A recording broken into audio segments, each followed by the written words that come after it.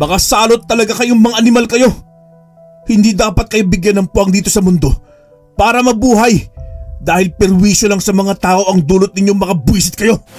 Ngayong gabi ay buburahin ko ng lahi nyo para wala lang susunod na mabibiktima. Sama-sama ko kayong tatanggalan ng mga ulo, mga hinayupak kayo! Mukha ngang nilamon ka na ng iyong puot at galit, Rigor. Pwes, magbibigyan kita sa isang laban, pero dapat may kasunduan. Kapag natalo mo ako, malaya kang paslangin ang lahat ng aking nasasakupang aswang. Pero kapag natalo kita, mananatili ka rito ng maghapon at pakinggan ng aming mga paliwanag. Ano bang klaseng kasunduan yan? Sige, pumapayag na ako. Total alam ko namang ako mananalo sa laban na ito at mauuwi ka lang sa kamatayan. O siya, umpisa na natin!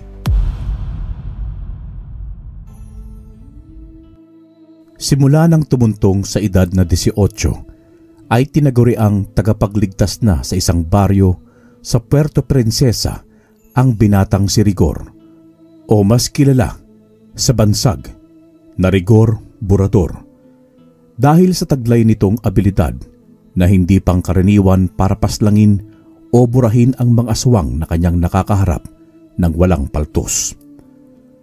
Pagdating sa usapang aswang ay hindi niya ito pinapalampas.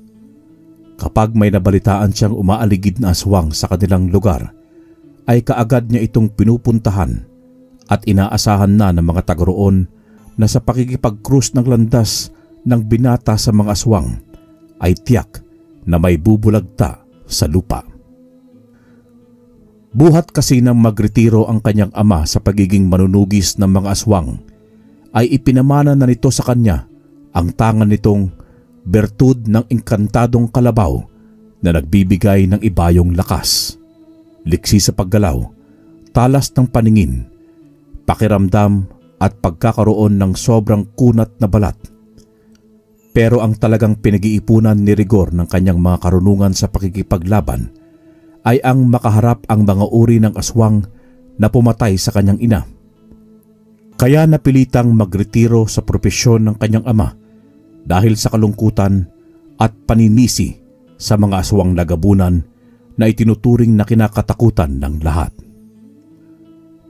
Bukod sa pagiging malupit na mga ito sa tao, kinakain din nila ang mga ibang uri ng aswang na mababa ang uri kapag hindi na nakayanan ng mga ito ang kanilang gutom. Kaya pati ibang aswang ay ilag sa mga ito at takot na baka sila ang mabiktima ng mga gabunang mababangis ang pagkatao. Hanggang sa may nakapagsabi sa kanya na mga kalalakihang mga ngaso sa gubat na aksidenteng nakita ng mga ito ang kuta ng mga gabunan. Mabuti na lamang at hindi sila naamoy at nasundan ng mga ito nang lisanin nila ang lugar, at dahil sa takot ay kaya nila ito kaagad na ipinagtapat kay Rigor.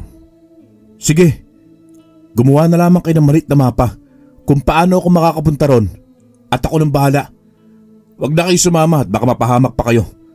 Lintik na mga aswang yan. Magbabayad sila ng mahal sa ginawa nila sa aking ina.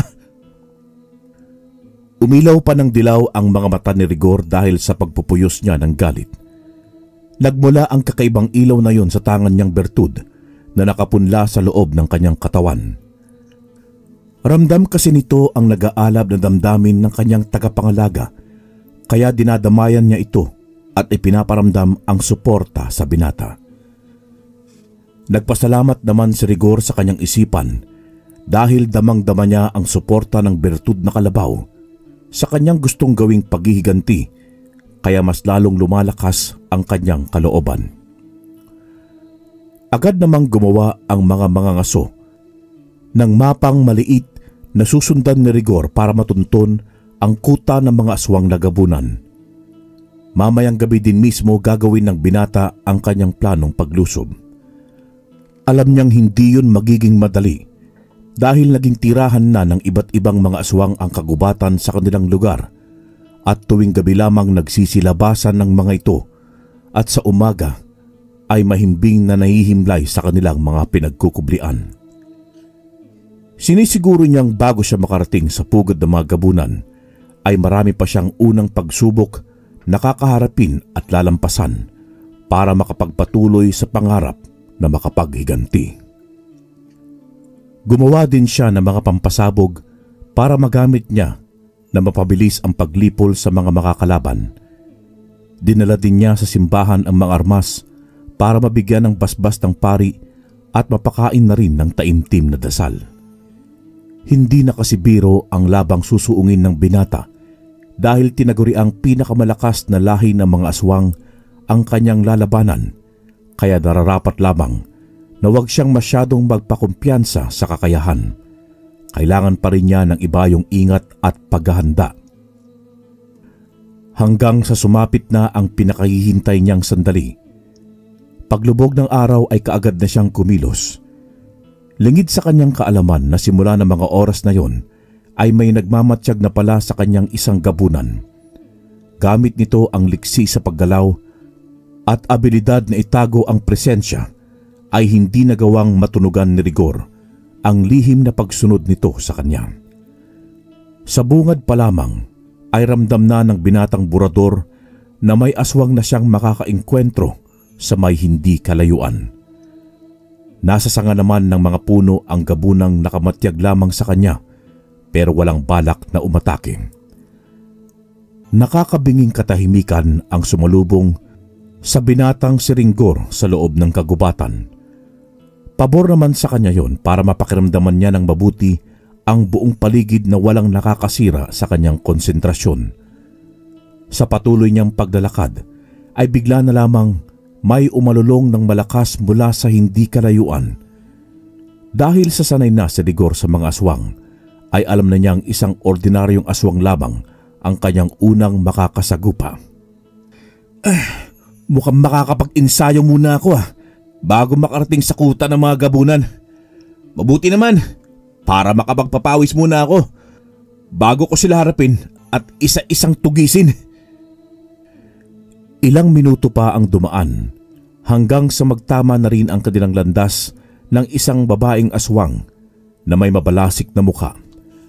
Mas lalong pinakiramdaman ng mabuti ni Rigor ang aura ng aswang na yon hanggang sa mapagtanto niyang bagong sibol pa lamang ito na nagmula sa biktima ng pagyanggaw. Mas agresibo at hindi gumagamit ng isipan ang mga bagong sibol na aswang kumpara sa mga matatagal ng aswang na kaya nang mag-isip, gumawa ng desisyon at kayang makiramdam kung nasa panganib na ang kanilang buhay. Hindi na pinatagal pa ni Rigor ang buhay ng babaeng aswang na nauna nang sumalakay. Sa isang wasiwas lamang ng tangan niyang espada ay kaagad na naputol ang ulo ng kalaban na gumulong pa sa lupang dilat ang mga matang hindi na humihinga. Ay, pasensya ka na, pero kailangan mo nang mamahinga. Alam kong hindi mo kagustuhan ang nangyari sa'yo, pero isa ka ng ganap na aswang kaya kalaban na rin kita. Sana'y mapatawad mo ako. Namukhaan kasi ng binata ang pinaslang niyang aswang. Isa yon sa may tindahan sa kanilang lugar na matagal nang nawawala. Ngayon ay alam na ni Rigor kung ano ang tunay na nangyari sa mga kababaihang bigla na lamang nawala na parang bula sa kanilang lugar. Pinasadahan din ng binata ang katawan ng babaeng aswang na kanyang pinaslang at doon niya nalaman na base sa natuyong dugo na umagos sa hita at sa pang-ibabang kasuotan ay natitiyak niyang pinagsamantalahan muna ang babae bago ito niyanggaw. Talagang nagpaparami mga lintik na ito ba? Aanakan muna nila mga babaeng dinudukot nila bago nila ito yayanggawin para maging kauri din nila. Talagang kailangan ng tapusin ang kasamahan ng mga salot na aswang na ito. Dahil kapag nagtagal pa sila, ay tiyak marami pang mga inosenteng tao ang mabibiktima ng walang kalaban-laban. Hindi ko hayaan pang mangyari ulit yon. Dahil ngayong gabi, mangyayari ang gusto kong mangyari. Ipinagpatuloy ni Rigor ang paglalakbay. Nakangiti naman ang gabunan na nakamatyag sa kanyang mga ikinilos at nang makalayo ang binata sa pinangyarihan ng laban, ay mabilis na hinablot ng gabunan ang bangkay ng babaeng aswang. Sa kanya ito kinaladkad papuntang madilim na parte ng gubat, sa kanya ito nilantakan. Ilang minuto lamang na lumipas ay naubos kaagad ng gabunan ang lamang loob at karne ng babaeng aswang na halos buto na lamang ang natira. Pagkatapos dumighay ay saka nito muling sinundan ng palihim ang binatang burador. Bawat pagpatak ng minuto ay siya namang paglapit ni Rigor sa hindi niya inaasahang kuta ng kanyang mapuntahan. Yon ay ang kuta ng mga ordinaryong mga aswang na mahilig magyanggaw ng mga kababaihan pagkatapos nila itong pagsamantalahan. Nasa malayo pa lamang kasi siya ay nasagap na niya ang presensya ng mga ito at nang mas lalo pa siyang makalapit ay doon na niya narinig ang sigaw ng mga babaeng tila kasalukuyang pinagsasamantalahan ng mga aswang para mapunlaan nila ang mga ito ng kanilang mga panibagong binhi ng kanilang lahi. Maski alam na ni Rigor na huli na ang lahat para iligtas ang mga kababaihan, ay pinili pa rin niyang bilisan ang paglalakad. Hindi na siya nagkubli pa.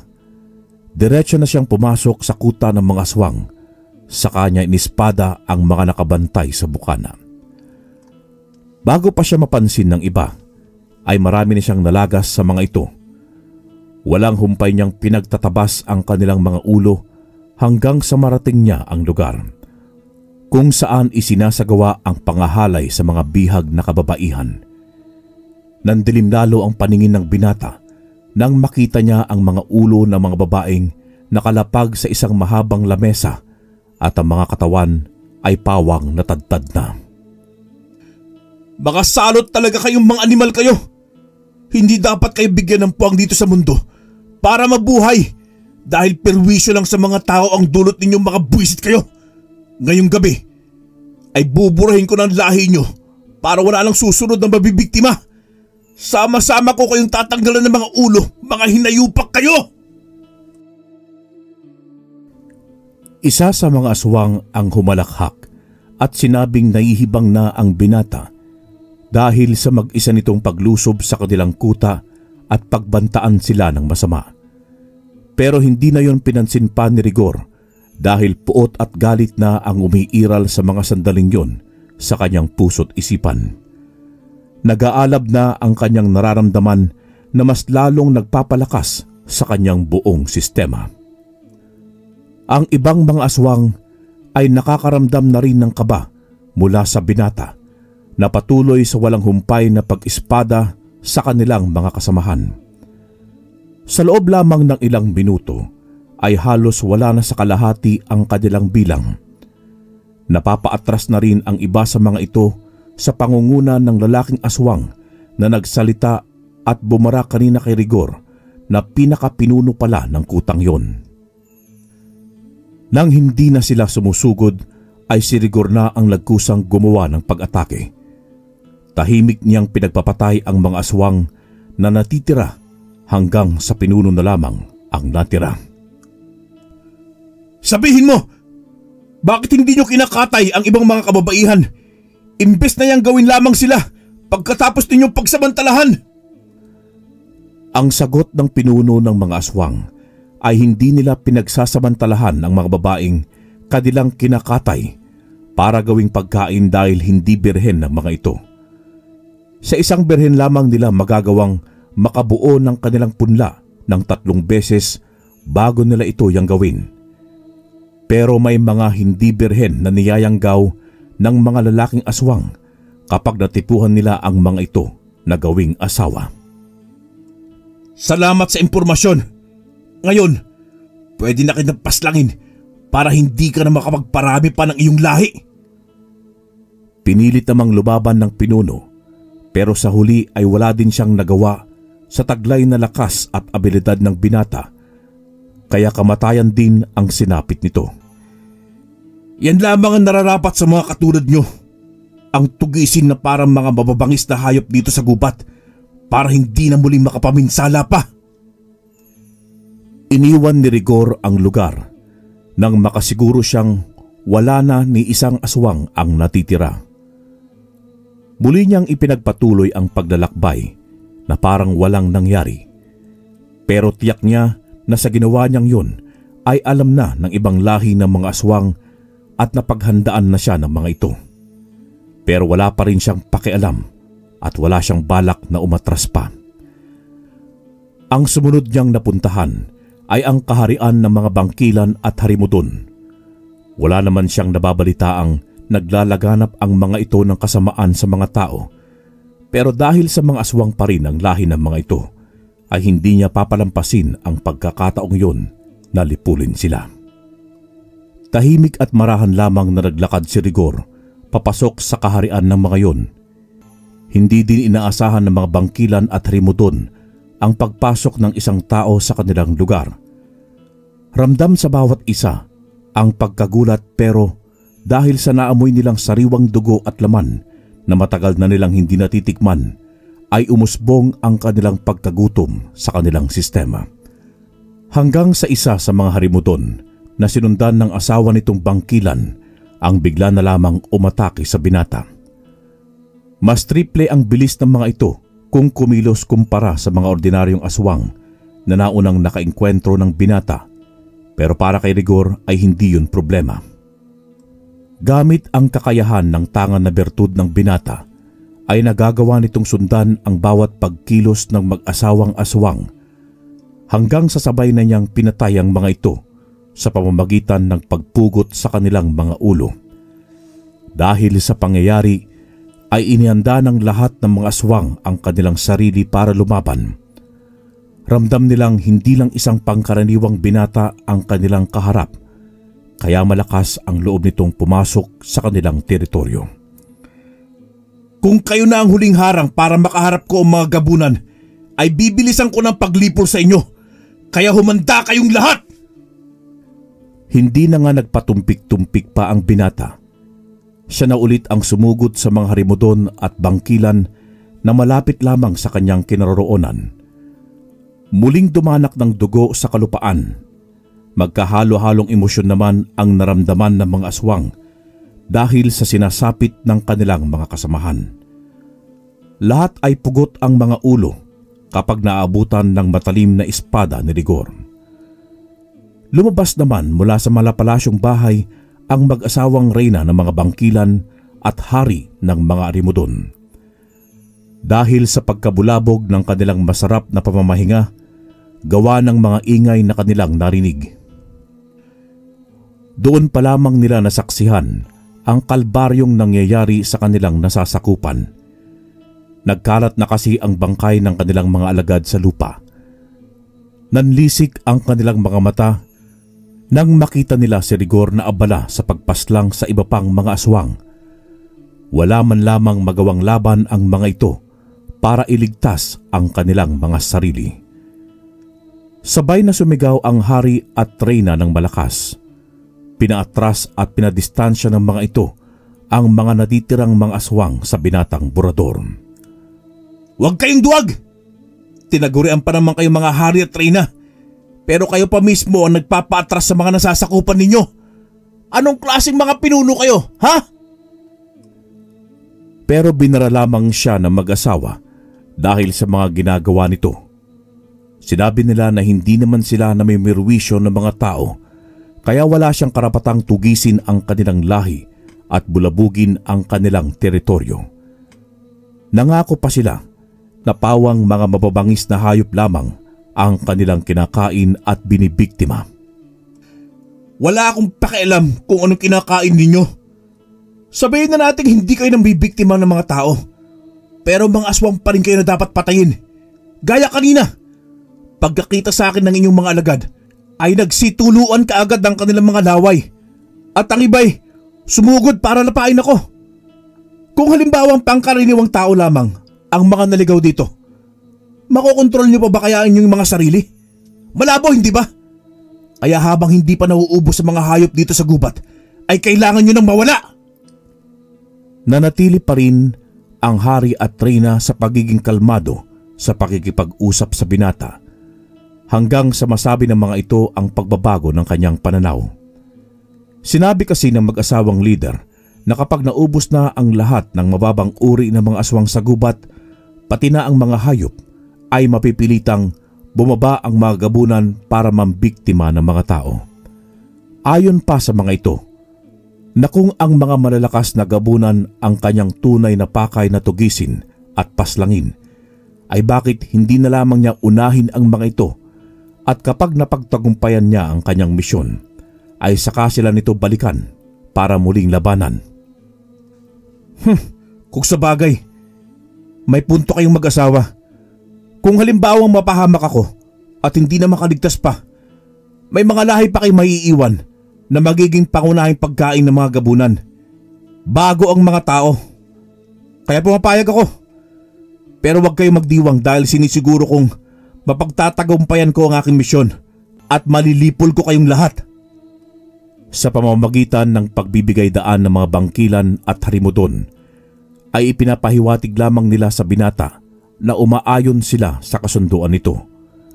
Inayos naman ni Rigor ang sarili at bago ito umalis ay nagpakilala muna ito sa hari at reyna. Siya nga pala, ako si Rigor. Mas kilala sa tawag na Rigor Burador. Ako kasi ang taga-bura ng mga masasamang aswang sa aming lugar. Mahal na hari, mahal na reyna, hanggang sa muli. Tinanguan at nginitian lamang siya ng mag-asawang aswang. Sa kanya tuluyang nilisan ang lugar. Malugod naman siyang pinadaan ng mga ito. Saka lamang nakahinga ng maluwag ang lahat ng bangkilan at harimudon nang tuluyan ng makalayo ang binata. Maghahating gabi na rin ng mga oras na yon, pero hindi pa nahanap ni Rigor ang kuta ng mga gabunan. Aksidente kasing nawala niya ang ginawang mapa ng mga mangangasong kalalakihan. Nahirapan tuloy siya sa paghahanap. Mabuti na lamang at lumabas na rin ang buwan, kaya nagkaroon siya ng tanglaw sa kanyang paglalakad. Nakakubli lamang sa isang sulok ang matyagang nagmamatyag sa binata. Tanging ang mga mata lamang nito ang makikita sa madilim na parte ng kanyang pinagtataguan at palipat-lipat ng pwesto. Subalit habang tumatagal din, ay unti-unti na siyang nararamdaman ni Rigor. May mga pagkakataon kasing naglalabas siya ng aura kapag aksidenteng nasisinagan ito ng liwanag ng buwan. Ito kasi ang nagpapalakas sa kanila at maski anong iwas nito, ay may mga bahagi pa rin sa mga ilalim ng punong kahoy na tumatagos ang liwanag at tumatama sa kanyang katawan. Ano naman kayang pakay ng isang ito sa akin? At tila ba kanina pa niya ako sinusundan?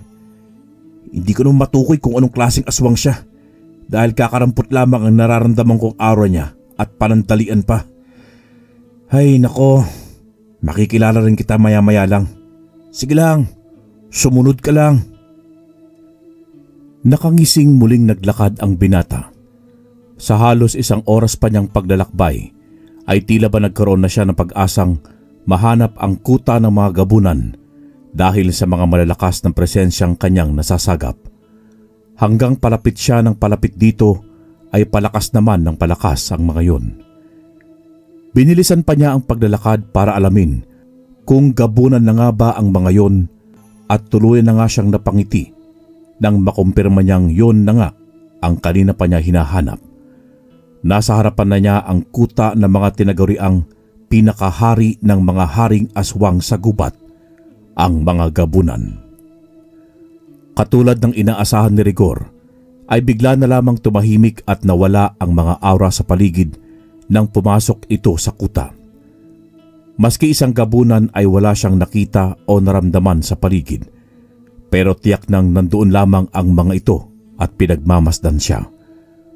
Doon na sumagi sa kanyang isipan ang nilalang na naramdaman niya kaninang sumusunod sa kanya na pwede ding isang gabunan dahil kaya nitong ikubli ang tunay nitong lakas para hindi ito maramdaman ng kahit na sino. Alam kong nandyan lamang kayo sa paligid. Lumabas kayo at huwag magtago. Narito ako para magiganti dahil sa sinapit ng aking ina sa inyong mga kamay. Ano? Natatakot ba kayo sa akin? Subalit maski anong hamon ni Rigor sa mga gabunan ay walang lumabas. Para lamang siyang tangang kinakausap ng malakas ang sarili ng mga sandaling yon, kaya hindi niya mapigilan ang mapikon. Mga duwag ba kayo? Akala ko ba sa lahat ng uri ng mga aswang ay kayo ang mas lalong dapat na pag-ingatan dahil triple ang inyong bangis at lakas kumpara sa iba? Pero bakit ngayon? Parang pinagtataguan niyo ako ah. Mga wala palaking kwenta eh. Dahil sa sinabi niyang yun, ay lumabas ang isang binata na may makisig na pangangatawan at mapupulang mga mata. Kakaiba rin ang pagkaputla ng mukha nito. Ako si Gabi, prinsipe ng mga gabunan. Anong masamang hangin ang nagdala sa'yo rito para lamang laitin kami? Alam mo bang pwede ka naming patayin anumang oras na naisin namin? Wala kaming ginagawang masama sa inyong mga tao para insultuhin mo kami ng ganito. Kung sawa ka na sa buhay mo'y pagbibigyan ka namin sa gusto mong mangyari. Ako si Rigor Borador, taga-bura ng mga katulad mong aswang dito sa aming mundo. Naparito ako para ipaghiganti ang aking inang pinaslang ng walang kalaban-laban ng inyong angkan. Baka nagkakamali ka ng kutang na puntahan, binata. Baka hindi kami ang mga gabunan kayo, hindi ba? Oo. Pwes, kayo ang hinahanap ko at hindi ako nagkakamali ng pinuntahan. Kaya umpisahan na natin ang laban habang hindi pa sumisikat ang araw. Hindi kasi ako makakapayag na matapos ang gabing ito na buhay pa kayo. Mukha ngang nilabon ka na ng iyong puot at galit, Rigor. Pwes, pagbibigyan kita sa isang laban, pero dapat may kasunduan. Kapag natalo mo ako, malaya kang paslangin ang lahat ng aking nasasakupang aswang. Pero kapag natalo kita, mananatili ka rito ng maghapon at pakinggan ng aming mga paliwanag. Ano bang klaseng kasunduan yan?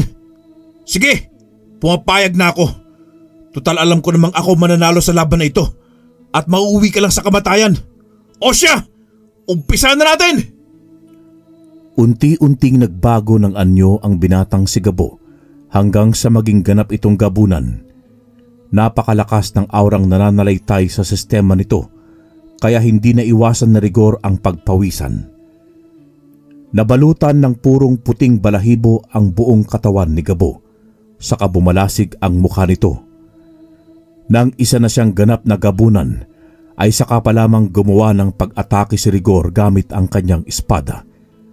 Sa hindi malamang kadahilanan, ay tila ba walang suportang natatanggap ang binata mula sa tangan nitong mutya ng engkantadong buwaya. Katulad ng isang normal na tao lamang ang ipinapakita niyang mga galawan ng mga sandaling yun. Nakakaramdam din siya ng panghihina makalipas ang halos wala pang 2 minuto. Labis na ipinagtaka yun ni Rigor, kaya napatanong ito sa sarili. Anong nangyayari? Bakit ayaw gumana ng aking bertud?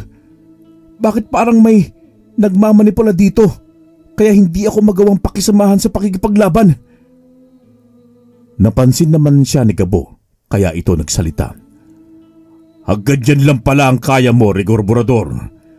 Mahinang nilalang ka lang pala, pero nagagawa mo magyabang at insultuhin kami. Kawawa ka naman dahil pwede na kitang kitilan ng buhay kahit na anong sandaling gustuhin ko. Huwag mo akong baliitin, Gabo. Hindi mo alam ang tunay kong lakas at abilidad sa pakikipaglaban. Baka magsisi ka kapag napalabas ko ito at umiyak ka sa takot. Ipinagpatuloy ni Rigor ang paghataw sa kanyang espada. Subalit maski anong gawin niya ay bigo siyang patamaan ang binatang prinsipe ng mga gabunan. At sa huli ay tuluyan na siyang natalo ng isang malakas na suntok sa sikmura ang natanggap niya mula kay Gabo. Unti-unting nanlabo ang paningin ng binata hanggang sa tuluyan na itong mawalan ng ulirat. Magpahinga ka muna, Rigor. Alam ko marami ka ng labang nakaharap ngayong gabi. Bukas mo na gawin ang iyong pusta. Tinitiyak ko kapag nalaman mo ang katotohanan ay magbabago ang matagal mo ng pananaw sa buhay. Isa-isa nang nagsilabasan ang mga gabunan sa pinagkublian ng mga ito. Sa utos ni Gabo ay dinampot nila ang katawan ni Rigor para dalhin sa isang malinis na kubo para komportable itong makapagpahinga. Nagising ang binata dahil sa mga ingay na mga tambol na nanggagaling sa labas. Medyo masakit pa ang kanyang sikmura pero kaya na nitong bumangon. Nakita niya ang mga gabunan na nasa normal na kaanyuan bilang mga tao at abala sa kanya-kanyang gawain. Nang mapansin siya ni Gabo ay kaagad na lumapit ito sa kanya. Nakangiti pa ang prinsipe habang papalapit sa kanyang kinatatayo ang kubo. Gising ka na pala. Halika na nang makapag-almusal para manumbalik ang nawala mong lakas. Mamaya ko na sasabihin ang dapat mong malaman. Buhay ako. Binuhay mo ako at hindi pinatay. Bakit? Hindi ba mga aswang kayo? At kasiyahan niyong pumatay ng mga tao para gawing masarap na pagkain? Gaya ng sabi ko, ay mamaya ko na sasabihin ang mga dapat mong malaman. Kumain na muna tayo. Marami kaming prutas na nakuha mula sa kagubatan. Baka naman, lasunin niyo lang ako. Wala ka talagang tiwala sa aming mga aswang. Kung sa bagay, hindi kita masisisi. Siya, sumunod ka lang sa akin kung gusto mong mag-almusal. Maiwan na muna kita dyan. Pero dahil kumakalam na ang tiyan ni Rigor, ay kaagad din siyang sumunod sa binatang gabunan. Sa isang malaking lamesa ay nakaupo ang mga matatandang gabunan sa mga upuang nakapalibot sa mga pagkain. May ibang lamesang pahaba naman na pinaglalagakan ng mga pagkain ng mga ordinaryong gabunan na pawang sariwang mga karne ng hayop ang nakalatag. Pagkaupo ni Rigor ay kaagad siyang pumitas ng isang saging saka binuhat ang isang buko para uminom ng tubig nito hanggang sa hindi niya namamalayan na halos lahat ng prutas na nakahain sa lamesa ay kanyang natikman at natagpuan na lamang niya ang sarili na dumidighay dahil sa kabusugan. Napangiti pa ang ibang matatandang gabunan kasama na si Gabo dahil sa inasal ng binata. Pasensya na po. Sobra lang talaga akong nagutom.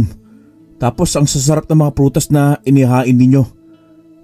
Gabo, pwede na bang malaman ang dapat kong malaman na sinasabi mo kagabi?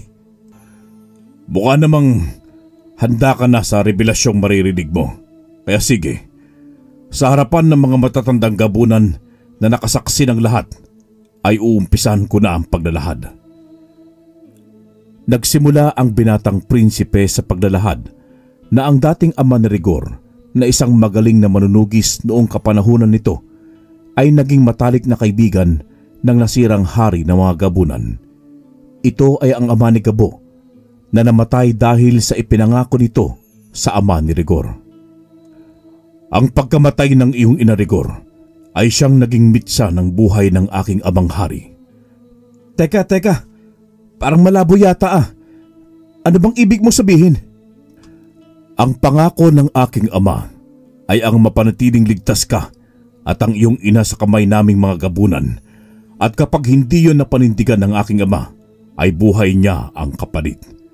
Sa kasamaang palad, naganap ang hindi dapat maganap, kaya ginawa din ng aking ama ang kanyang sinumpaang salaysay. Kinitil nito ang sarili niyang buhay. Rigor, inaamin kong mga gabunan ang umatake at pumaslang sa iyong ina, pero hindi namin kakulay ang mga yon. Ibig mong sabihin, may iba pang lahi ng gabunan na nabubuhay dito sa kagubatan? Tama ka, mayroon nga. Silang itim na gabunan na pinakamasama sa lahat ng mga aswang. Wala silang awa kung pumaslang ng mga tao, mapabata man o matanda. Napatulala habang nakatingin sa malayo si Rigor habang iniisip ang revelasyong inilahad sa kanya ng binatang prinsipe.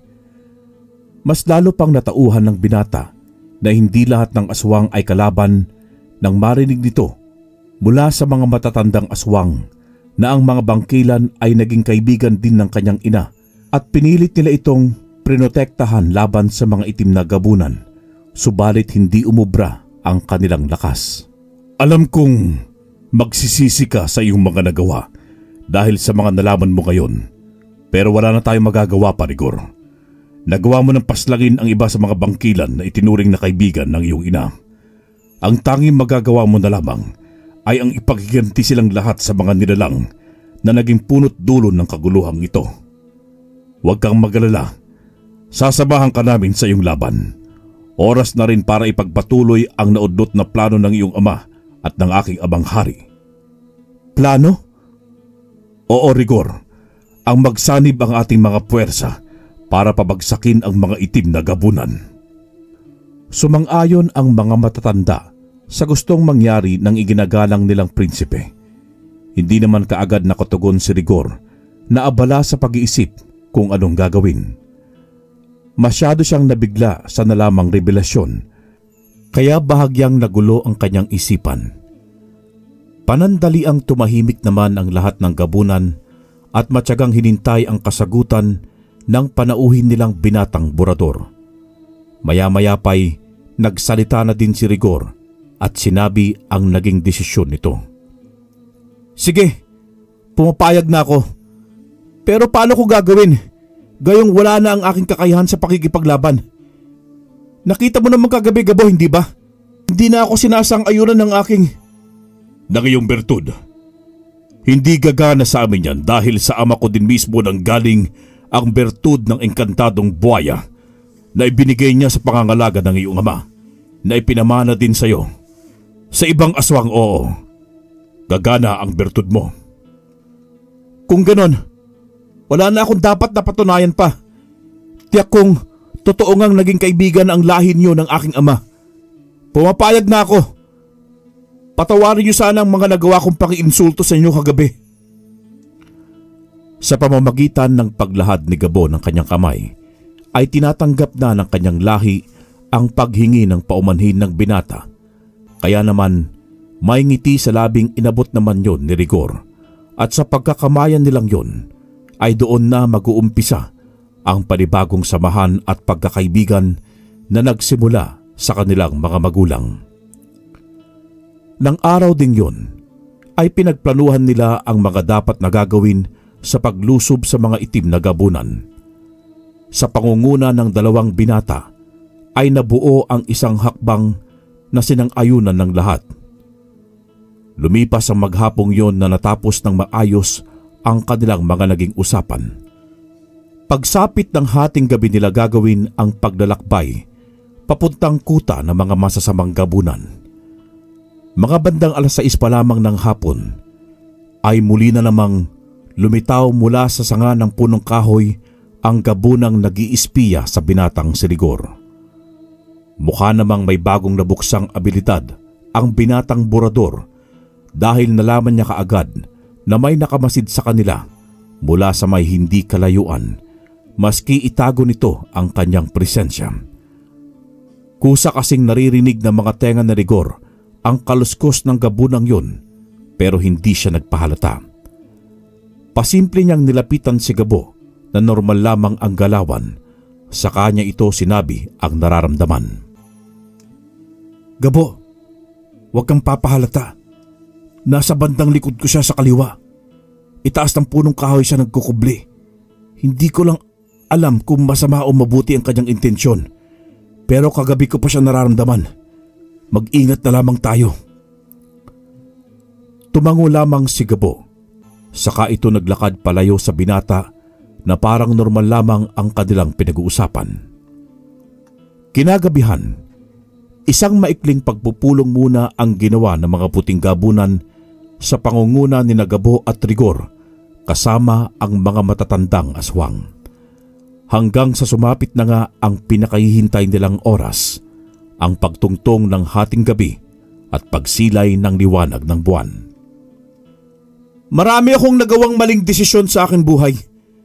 Pero lahat ng yon ay pupunan ko ng mabuting gawa. Salamat sa iyo, Gabo, dahil minulat mo ako sa katotohanang hindi lahat ng mga aswang ay masasama. Mas mabuti pa pala kayong maging kaibigan kaysa sa mga tao na kadalasan tumitira ng patalikod. Walang anuman, Rigor. Lahat naman tayo ay may pagkakamali sa buhay. Ang kailangan lang natin ay alamin kung papaano natin ito tatama. Tama ka. Mabuti kaming kaibigang mga aswang.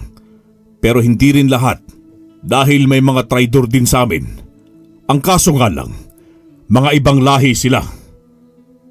Basta tandaan mo, Rigor, huwag ka basta-basta manghusga ng isang nilalang at baka ito pa ang magligtas sa'yo sa oras ng kagipitan. Tatandaan ko yan palagi, kaibigan. Salamat uli. Natapos ang kanilang seryosong pag-uusap ng isa sa mga puting gabunan na nasa unahan ay sumenyas na tumigil sila sa paglalakad dahil malapit na sila sa teritoryo ng mga kalaban. Maingat nilang nilapitan ang maliit na kuta ng mga itim na gabunan.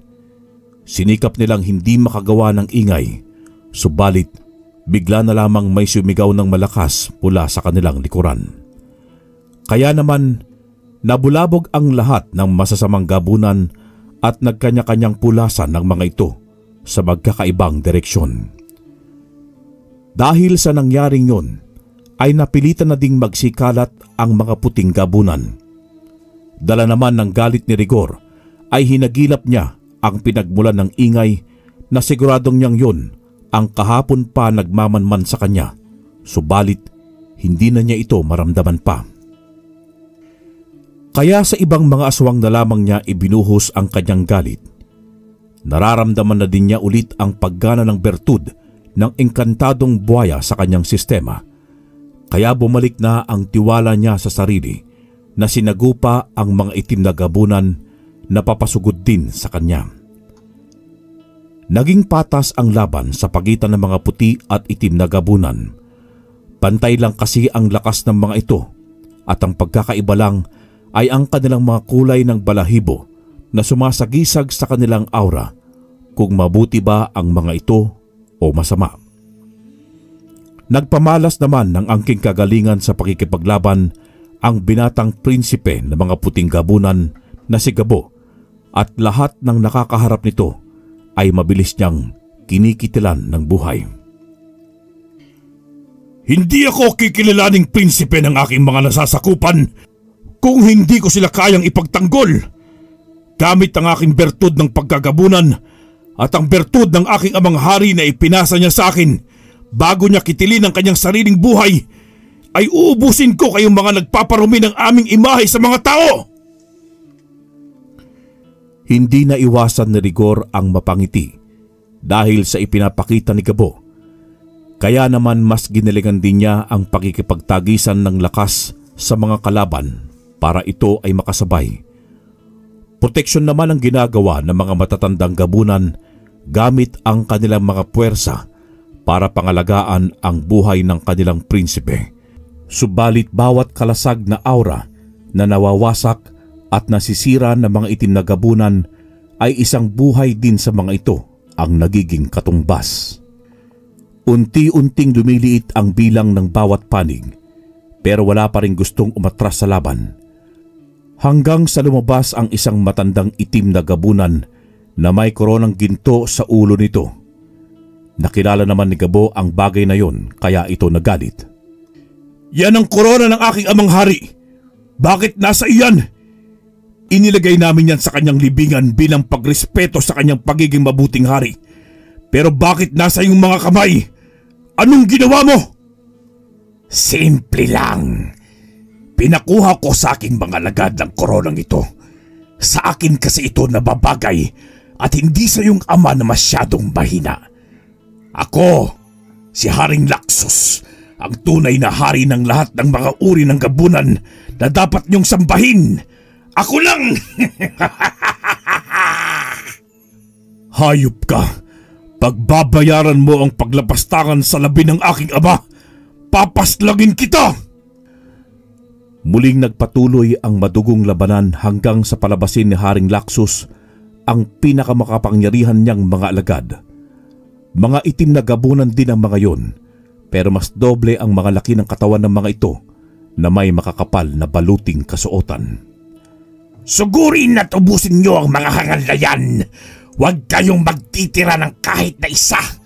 Burahin niyo ang lahi ng mga puting gabunan. Sugod! Sa pagkakataong yon ay nadihado na ang mga puting gabunan. Isa-isa silang umatras para iligtas sa mga sariling buhay. Patakbo namang pumunta sa kanilang harapan si Rigor para depensahan sila. Sige na, lumayo na muna kayo rito. Ako nang bahala sa mga ito. Gabo, kaya mo pa ba? Kayang-kaya pa, Rigor. Baski pagsamahin niyo pa ang inyong puwersa ay hindi kayo mananaig sa aking mga kawal na gabunan. Pagsisisihan ninyo ang inyong kahangalan.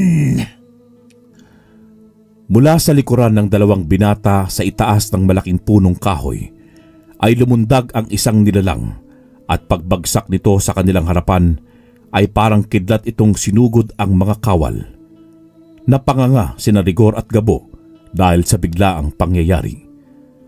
Sakalang nila napagtanto na isa yung kalahating puti at itim na gabunan dahil sa kalahating katawan nito ay puti ang balahibo at ang kalahating natitira ay kulay itim. Nagulantang naman si Haring Laxus at ang ibang mga kawal habang unti-unting bumabagsak sa lupa ang tatlo sa mga kawal na pinuntirya ng misteryosong nilalang. Habang hindi pa gumagawa ng pag-atake dahil sa pagkagulat ang mga itim na gabunan ay nagpaliwanag na ang nilalang na yun. Nagpakilala ito sa pangalang Arwel, dating mortal na kaaway ng amang manunugis ni Rigor, pero naging matalik din itong kaibigan. Kaibigan ka rin ni Tatay Ringo? Tumango si Arwel sa muling nagsalaysay. Sinabi nito na tuwing magkita noon sila ni Ringo ay halos mauwi sa patayan ang kanilang paglalaban hanggang sa pareho silang mapagod at magpasyang ipagpaliban na muna ang pagtatagisan nila ng lakas. Sa palaging pagpapayo sa kanya ng manunugis ay unti-unting nabago ang kanyang pananaw sa buhay hanggang sa hindi niya namalayan na unti-unting nagbago ang kulay ng kalahati niyang katawan na mula sa purong itim ay naging puti ito. Arwel! Ang traidor sa lahi ng mga itim na gabunan. Buhay ka pa pala at ginawa mo na naman ang ugali mong pakialamero. Tinik ka talaga sa aming landas. Pwes, isasama ka namin sa hukay. Ibinaba ni Haring Laxus sa kanyang trono ang gintong korona. Sa kanya pinangunahan ang sumugod. Inalalayan naman siya ng kanyang mga kawal at ang natitirang mga itim na gabunan ay sumabay na rin na gumawa ng pag-atake. Lahat ng natitirang lakas ni Rigor ay ibinuhos na niya rin para tulungan si Arwel. Pati si Gabo ay inilabas na niya ang pinakamabangis niyang katauhan bilang isang prinsipe. Kasama ng mga puting gabunan na natitira ay sinalubong nila ang mga kalaban. Muling dumanak ang dugo ng bawat pangkat. Isa-isa silang bumulagta sa lupa hanggang sa mga espada ni Rigor at Haring Laxus ang nagtama. Nagkatinginan pa sila ng matalim sa isa't isa bago muling nagsalpukan. Sa tulong ni Prinsipe Gabo at ng natitirang mga mabubuting gabunan ay nagawa nilang malipol ang mga kawal ni Haring Laxus sa tulong ni Arwel. Eksaktong pagbaling nila ng paningin sa dalawang naglalaban ay siya namang pagtilapon ni Rigor sa lupa. Rigor! Inag! Pasigaw na babala ni Gabo sa binata. Subalit huli na dahil kaunting distansya na lamang ay tatarak na sa katawan nito ang espada ng masamang hari. Bigla na lamang naglaho si Arwel sa kanyang kinatatayuan at sa paglitaw nitong muli ay nasa pagitan na siya ng dalawa at sa kanya na nakatarak ang espada ni Haring Laxus. Nagpakabayani ka ba, Arwel? Hangal ka ngang talaga, pues hetong sayo. Mas itinarak pa ng hari ang kanyang espada sa katawan nang may dalawang katauhang gabunan at nang hugutin na niya ito ay kasabay noon ang unti-unting pagpikit ng mga mata ni Arwel. Bago siya malagutan ng tuluyan ay nagawa muna niyang ngitian si Rigor, saka ito lumupaypay. Bigla na lamang tumulo ang luha ng binatang birador sa hindi niya maipaliwanag na dahilan. Pero saka lamang niya yun nabigyan ng kasagutan nang magbalik sa tunay na kaanyuan si Arwel. Maski lumuluha ay nagawa pa ring manlaki ang mga mata ni Rigor dahil sa sobrang pagkagulantang. Itay! Ikaw si Arwel! Hindi ito totoo! Hindi isang gabunan ng aking ama! Hindi! At tuluyan na ngang sumabog ang galit sa puso ng binata. Binalot siya ng kakaibang presensya hanggang sa unti-unti din itong binalutan ng balahibo sa katawan, gaya ng kay Arwel na may dalawang kulay. Nagpapakawala din ang binata ng napakatinis na boses habang nagbabago siya ng anyo. Hindi naman makapaniwala sina Prinsipe Gabo at ang natitirang nasasakupan nito sa biglaang paglabas ng tunay na katauhan ng kanilang kaibigan. Maski si Haring Laxus ay hindi na maintindihan pa ang mga kaganapan. Sa tindi ng puwersang nananalaytay sa bagong katauhan ni Rigor bilang isang itim at puting gabunan ay napaatras ang kampo ni Gabo. Nag-aagaw kasi rito ang masama at mabuting presensya. Ang tanging dasal lang ng mga aswang ay makontrol ng binata ang kanyang napakalakas na kapangyarihan. Dahil sa likas na ang pagkatuso ni Haring Laxus, ay mabilis nitong sinugod ang alam niyang hindi pa handang si Rigor. Subalit ganoon na lamang ang kanyang pagkamangha nang baliwalang tabigin ng binata ang talim ng kanyang espada. Pinanlisikan siya nito ng mata na siya namang pagdugo ng ilong ng masamang hari. Naramdaman na lamang ni Haring Laxus na sa kanyang pagkurap ay nasa likod na niya ang binatang si Rigor. Hinawakan siya nito sa ulo at nang didistansya na sana siya, mabilis siyang idiniin nito sa lupa hanggang sa lumubog ang kanyang mga paa sa tinatapakan. Pinaslang mo ang aking ama, kaya nararapat lamang na paslangin kita. Hindi na nakasagot pa si Haring Laxus nang mabilis na dukutin ng binata ang kanyang dila. Habang pumapalahaw sa sakit ang hari, isinunod naman na sinagpang ni Rigor nang magkabilaan nitong tenga na mas lalong nagpadoble sa sakit na kanyang naramdaman. Dinukot pa ng binata ang mga mata nito sa kakinain na parang candy. Nginuya bago nito nilunok. Lumuluha na ng dugo si Haring Laxus ng mga sandaling yun at tumutulo rin ang pulang likido mula sa naputol niyang dila. Nang hindi na masaya si Rigor sa kanyang ginagawa, ay malakas na niyang pinompyang ang ulo ng masamang hari hanggang sa mabiyak ito at kumalat ang utak sa lupa. Doon pa lamang tumigil sa karumal-dumal na pinaggagawa ang binata nang bumagsak sa lupa ang katawan ng haring masama. Dala ng labis na puot at galit, unti-unting nanghina ang katawan ni Rigor dahil sa maraming lakas niyang nawala hanggang sa mawalan ito ng malay. Mabilis siyang inalalayan ng mga tauhang gabunan ni Gabo saka inihiga ng maayos. Sinuyod muna nila ang buong paligid para siguraduhing wala ng itim na gabunang natitira bago na nilisan ang kutang yon. Nang magkamalay si Rigor, ay nasa loob na siya ng kanilang bahay. Hindi na niya alam kung ano ang mga sumunod na nangyari at kung paano siya nakauwi. Paglibot niya ng tingin, ay doon niya nakita sa salamin ang mga letrang nakasulat. Rigor, pagkabasa mo ng sulat na ito, ay tiyak na nandito na ulit kami sa aming kuta. Pasensya ka na kung hinatid ka na namin. Gusto lang naming malaman kung totoong ang ama mo at si Aurel ay isa. Nagkamali pala kami dahil nandyan pala ang iyong ama at buhay na buhay. Binasa namin ang kanyang isipan at doon namin nalaman ang kasagutan. Kambal pala sila, pero ang mga magulang nila ay isang itim at puting gabunan. Dahil sa mas pinili ni Mang Ringo ang maging tao, ipinasa niya sa kakambal niya ang pagiging gabunan nito. Pawang kasinungalingan ang sinabi ni Aurel na magkaibigan sila ng iyong tatay-tatayan. Oo, Rigor, ang tunay mong ama ay si Aurel, kaya ka may katauhang ganyan. Gusto lang sana niyang itago ang lahat para hindi na magulo ang iyong isipan, subalit nauwi lang siya sa kasawian. Huwag ka na ding magtaka kung paano ako nakapagsulat.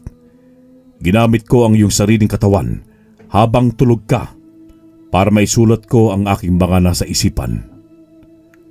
Hanggang sa muli, Rigor.